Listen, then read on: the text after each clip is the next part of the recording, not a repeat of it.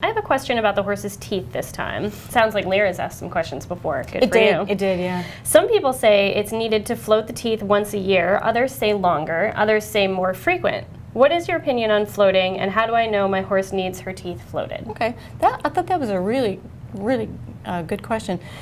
If you notice, our Colic Care annual wellness requirements, one of them is an annual dental exam. And you notice we word it as a dental exam because if you get your veterinarian in the mouth, and it's not just looking at the teeth, but it's looking at the lips and the gums and the tongue and the whole head, in fact, that annual exam, hands-on and visual, then out of that comes a recommendation.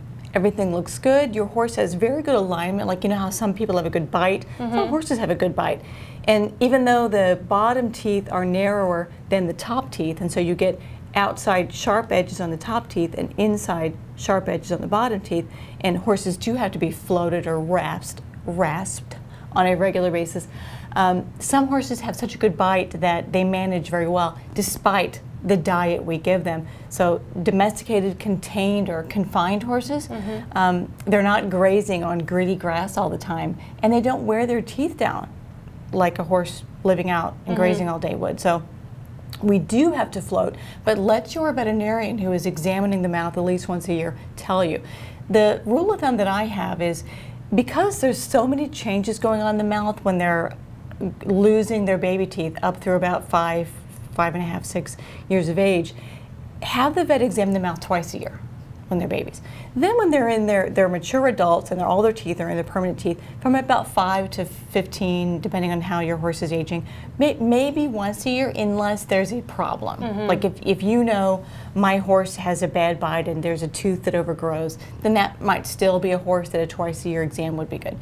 And then after they become a senior, could be 15, could be 17, 18, could be 20, I would go back to twice a year because, you know, the horse's teeth grow throughout their lives, and as they grow, the tooth becomes smaller, and so there can be pockets or spaces between the teeth where they did fit tight, now they fit loose, and so they can have periodontal or gum disease.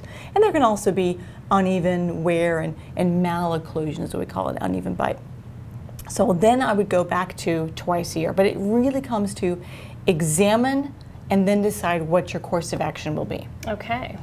While we're on the subject of teeth, I just want to throw a suggestion out there. I would love to see a question get asked and voted on about how you can tell how old a horse is by his teeth. Oh. But I'm going to save that for you guys. Somebody wants to submit that question. You know, I'm just saying, I would vote for it. That might have to have some pictures. Yeah. Yeah. Maybe we can get some good pictures with just the horses at SmartPak.